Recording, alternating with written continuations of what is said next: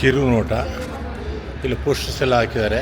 Film festival 17, Bangalore international film festival 17.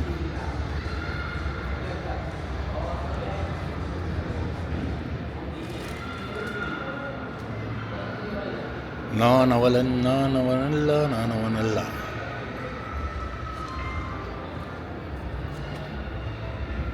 Kasaragod ಸರ್ಕಾರಿ ಹಿರಿಯ ಪ್ರಾಥಮಿಕ ಶಾಲೆ ಕಾಸರಗೋಡು. ಎಲ್ಲ ಪೋಸ್ಟರ್ಸ್ ಹಾಕಿದ್ದಾರೆ.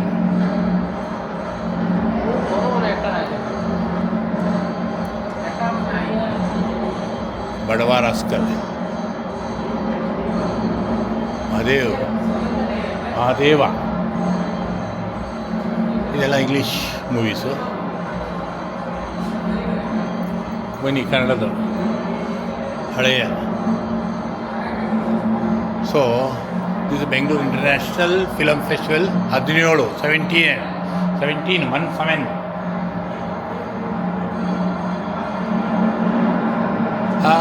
ನಮ್ಮ ರಾಮಾಚಾರಿ ನೋಡಿ ಇಲ್ಲಿದ್ದಾನೆ, ರವಿಚಂದ್ರ ಸಾರ್. ಹಳೇ ಪಾತ್ರಧಾರಿಗಳು. ಫೇವರೇಟ್ ಕಲ್ಪನಾ ಲೀಲಾವತಿ, ಶರಪಂಜರ.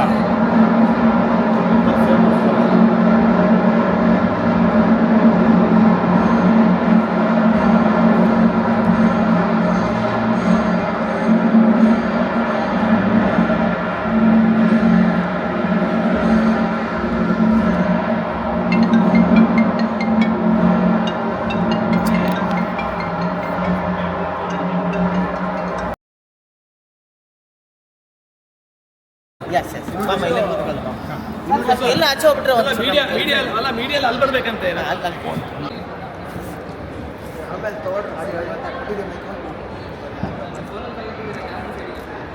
ಒಂದು 1.5-2 ಲಕ್ಷ ಜನ ಮೇಲೆ ಈ ಸರ್ತಿ ಫುಡ್ ಪ್ರಿಂಟ್ಸ್ ಇರುತ್ತೆ ಅಂತ ಅನ್ಕೊತೀವಿ. ಯಾಕಂದರೆ ಈ ವರ್ಷ ಬಹಳ ವಿಜೃಂಭಣೆಯಿಂದ ಮಾಡ್ತಾಯಿದ್ದೀವಿ. ಈ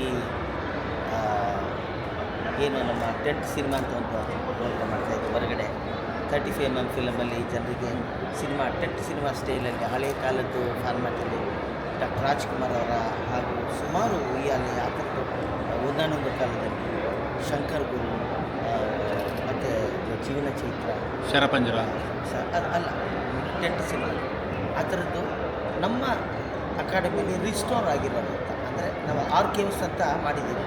ಈ ಫಿಲ್ಮ್ ಫಾರ್ಮ್ಯಾಟಲ್ಲಿ ಏನಿತ್ತು ಚಿತ್ರಗಳು ಅದನ್ನು ಒಂದಷ್ಟು ಸಿನಿಮಾಗಳನ್ನ ನಾವು ಅದನ್ನು ಯೂಸ್ ಮಾಡಿ ಇಟ್ಟಿದ್ದೀವಿ AC-ಯಲ್ಲಿ. ಅದು ಹಾಳಾಗಬಾರ್ದು ಅನ್ನೋ ಉದ್ದೇಶಕ್ಕೆ ಅದೇ ಅಕಾಡೆಮಿ ಕೆಲಸ. ಅಲ್ಲಿಂದ ಒಂದಷ್ಟು ಸಿನಿಮಾಗಳನ್ನ ಎವ್ರಿ ಡೇ ಸಾಯಂಕಾಲ ಕ್ಲಾಸಿಕ್ ಸಿನಿಮಾ ಅಂತೇಳಿ ನಾವು ಇಲ್ಲಿ ಹೊರಗಡೆ ಲುಲು ಮಾಲ್ನ ಹೊರಾಂಗಣದಲ್ಲಿ ಅದೇ ಕ್ಯಾಮ್ರಾ 35mm ಕ್ಯಾಮ್ರಾ, ದೊಡ್ಡ ಕ್ಯಾಮ್ರಾನ ಅದನ್ನೆಲ್ಲ ಹೊತ್ಕೊಂಡು ಬಂದು ಮಾಡಿ ಅದನ್ನು ರೆಡಿ ಮಾಡಿಸಿ ಎಲ್ಲ ಮಾಡಿ ಈಗ ಸ್ಕ್ರೀನ್ ಎಲ್ಲ ರೆಡಿ ಇದೆ. ಸಾಯಂಕಾಲ 7 ಗಂಟೆಗೆ ಆ ಚಿತ್ರಗಳು ರೆಡಿ ಆಗುತ್ತೆ. ಸಾರ್ವಜನಿಕರು ಕೂಡ ಇದಕ್ಕೆ ಟಿಕೆಟ್ ಇಲ್ಲ, ಪಾಸ್ ಇಲ್ಲ, ಏನಿಲ್ಲ, ಯಾರು ಬೇಕಾದ್ರೂ ಬರ್ಬೋದು. ಕೂತ್ಕೊಂಡು ಗಲಾಟೆ ಇಲ್ಲದೆ ತೊಂದರೆ ಮಾಡ್ದಂಗೆ ಆರಾಮಾಗಿ ಸಿನಿಮಾನ ನೋಡ್ಬೋದು. ಸುಮಾರು ಸಮಯ ಮಾಡಬೇಕು ಅಂತ ಅನ್ಕೋತಾ ತುಂಬ 2 ವರ್ಷ ಹೋದ ವರ್ಷನೇ ಮಾಡಬೇಕಾಗಿತ್ತು. ನಮಗೆ ಕ್ಯಾಮ್ರಾ ಸರಿಯಾಗಿ ಸಿಕ್ಕಿರಲಿಲ್ಲ. ಪೂನಾ ಇದು ಇನ್ಸ್ಟಿಟ್ಯೂಟ್ಗೆ ಹೋಗಿ ಬಂದಮೇಲೆ ನಮ್ಗೆ ಗೊತ್ತಾಗಿದ್ದು ಈ ಥರ ಎಲ್ಲ ರೆಡಿ ಮಾಡ್ಕೊಂಡು ಪೂನಾದಲ್ಲೂ ಕೂಡ ನಮ್ಮ ಕನ್ನಡ ಚಿತ್ರಗಳು ರಿಸ್ಟೋರ್ ಆಗಿರೋಂಥ ಕ್ಲಾಸಿಕ್ ಸಿನಿಮಾಗಳು. ಅದೇ ನಾನು ಉಯ್ಯಾಲೆ, ಆಮೇಲೆ ಸುಮಾರು ಸಿನಿಮಾಗಳಿದ್ದಾವೆ ಅಲ್ಲಿ. ಅವ್ರು ಏನು ಮಾಡ್ತಾರೆ, ಅದನ್ನು ಫಿಲಮಿಂದ ಟ್ರಾನ್ಸ್ಫರ್ ಮಾಡಿ ಡಿಜಿಟಲೈಸ್ ಮಾಡಿ ಅದನ್ನು ಇಷ್ಟು ಡಿಗ್ರಿಯಲ್ಲಿ ಅಂತೇಳಿ ಸಿನಿಮಾಗಳು ಇಟ್ಟಿದ್ದಾರೆ. ಬಟ್ ನಮಗೆ ಫಿಲಮ್ಸ್ನ ಕೊಡಲ್ಲ, ಫಿಲಮ್ ಫಾರ್ಮ್ಯಾಟ್ ಕೊಡಲ್ಲ. ಡಿಜಿಟಲ್ ಆಗಿರೋ ಫಾರ್ಮ್ಯಾಟ್ನ ನಮಗೆ ಕೊಡ್ತಾಯಿದ್ದಾರೆ. ಅಲ್ಲಿಂದ ಸುಮಾರು ಈ ಥರ ಇನ್ಸ್ಟಿಟ್ಯೂಟ್ಗಳಿಂದ ಹೊರಗಡೆ ಇನ್ಸ್ಟಿಟ್ಯೂಟ್ಗಳಲ್ಲಿ ಪ್ರಿಸರ್ವ್ ಮಾಡಿ ಅಂದರೆ ಇಟ್ಟಿದ್ದಂಥ ಕನ್ನಡ ಸಿನಿಮಾಗಳು ಕೂಡ ತರಿಸ್ಕೊಂಡು ನಾವು ಇಲ್ಲಿ ಜನರಿಗೆ ಅದನ್ನು ಜಾಗ ಚೇಂಜ್ ಆಗಿದೆ. ಅದಕ್ಕೆ ಜನ ಹೆಂಗೆ ತಗೊಂಡಿದ್ದಾರೆ ಅಂತ ಅನ್ಸುತ್ತೆ. ಈಗ ನಿಮ್ಗೆ ನೋಡಿದ್ರೆ ಗೊತ್ತಾಗುತ್ತೆ. ಈಗ ಒಂದೇ ಒಂದು ಪಾಯಿಂಟ್ ನನಗೆ ಅರ್ಥ ಆಗುತ್ತೆ. ಒರೈನ್ ಮಾಲಲ್ಲಿ ಅಲ್ಲಿ PVR ಒರೈನ್ ಮಾಲ್, ಅದನ್ನ ಮಾಲ್ ಬಗ್ಗೆ ನಾನು ಮಾತಾಡಲ್ಲ, ಯಾಕೆಂದರೆ ವರ್ಷ ಅಲ್ಲೇ ಆಗ್ತಾಯಿದೆ.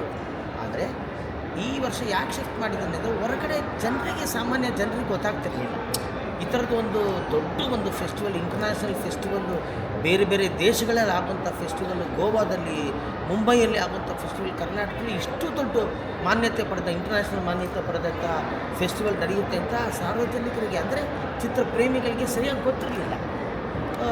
ಅಲ್ಲಿ ಸರಿಯಾಗಿ ಜಾಗನೂ ನಮಗೆ ಸಿಗ್ತಾ ಇರಲಿಲ್ಲ, ಯಾಕೆಂದರೆ ಅಲ್ಲಿ ಅಪಾರ್ಟ್ಮೆಂಟು ಅದು ಇದು ತೊಂದರೆಗಳಿತ್ತು. ಅದರಿಂದ ಇಲ್ಲಿ ಶಿಫ್ಟ್ ಮಾಡಿರೋದ್ರಿಂದ ಇಷ್ಟು ಒಂದು ಹೆವಿಯಾಗಿ ಜನ ಬಂದು ಇದನ್ನು ರೆಸ್ಪಾಂಡ್ ಮಾಡ್ತಾ ಇದ್ದಾರೆ, ಎಂಜಾಯ್ ಮಾಡ್ತಾ ಇದ್ದಾರೆ. ಒಳ್ಳೊಳ್ಳೆ ಪ್ರೋಗ್ರಾಮ್ಸ್ ಇದೆ ನಮಗೆ ಇಲ್ಲಿ. ಫೋಟೋ ಎಕ್ಸಿಬಿಷನ್ ಮಾಡಿದ್ವಿ 91 ವರ್ಷದ್ದು, ವಾಲ್ ಆಫ್ ಆನರ್ ಅಂತ ಮಾಡಿದ್ವಿ, ಲೆಜೆಂಡ್ಗಳಿಗೆ ಒಂಥರ ಆನರ್ ಮಾಡ್ತಾರೆ. ಈ ಸಲ ನಾವೆಲ್ಲ ಇಲ್ಲ ಚಿತ್ರಗಳು ಬಂದಿರುವಂಥ ಇಂಟರ್ನ್ಯಾಷನಲ್ ಫೆಸ್ಟಿವಲಲ್ಲಿರುವಂಥ ಚಿತ್ರಗಳಿಗೆ ರೆಡ್ ಕಾರ್ಪೆಟ್ ವೆಲ್ಕಮ್ ಕೂಡ ಮಾಡ್ತಾಯಿದ್ವಿ. ಸೊ ಆ ತಂಡಗಳಿಗೂ ಕೂಡ ಖುಷಿ ಆಗುತ್ತೆ. ಅವರ ಆ ತಂಡಗಳ ಬಗ್ಗೆ ಮಾತಾಡ್ಬೋದು, ಆ ಸಿನಿಮಾ ಬಗ್ಗೆ ಮಾತಾಡ್ಬೋದು, ಅದನ್ನು ಜನರಿಗೆ ಹೇಳ್ಬೋದು ನಮ್ಮ ಸಿನಿಮಾ ಹೆಂಗಿದೆ ಅಂತ. ಇದು ಕನ್ನಡ ಸಿನಿಮಾಗೆ ಇದೊಂದು ಏನು ಹೇಳ್ತಾರೆ, ಒಂದು ಗಟ್ಟಿ ಆಗೋದಕ್ಕೆ, ಅವ್ರಿಗೆ ಆಸಕ್ತಿ ಬರೋದಕ್ಕೆ, ನಮ್ಮ ಕನ್ನಡ ಚಿತ್ರರಂಗದ ಬಗ್ಗೆ ಆಸಕ್ತಿ, ಇಂಥ ಸಿನಿಮಾಗಳು ಬಂದಿದ್ದಾವೆ ಕನ್ನಡದಲ್ಲಿ. ಯಾಕೆಂದರೆ ಥಿಯೇಟ್ರ್ ಕಡೆ ಯಾರು ಜನ ಬರೋದು ಭಾಳ ಕಡಿಮೆ ಮಾಡಿಬಿಡ್ತಾರೆ. ಅವ್ರಿಗೆ ಏನು ನನಗೂ ಗೊತ್ತಿಲ್ಲ, ಈ OTTನೋ ಅದೇನೋ ಅದು ಬೇರೆ ಪ್ರಶ್ನೆ. ಒಳ್ಳೊಳ್ಳೆ ಕನ್ನಡ ಸಿನಿಮಾಗಳು ಇದ್ದಾವೆ. ಈಗ ನಮ್ಮ ಇಂಟರ್ನ್ಯಾಷನಲ್ ಫೆಸ್ಟಿವಲಲ್ಲಿ ಅವು ಬಂದಿರೋದನ್ನು ನೋಡಿದಾಗ ಅವು ಇಂಥ ಕಥೆಗಳನ್ನು ಕೂಡ ನಮ್ಮ ಮಾಡ್ತಾರೆ.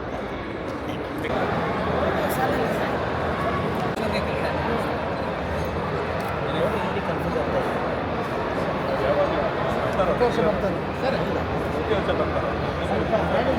ಫೋಟೋ ತಗೊಂಡ್ಬಿಡಿ ಸರ್.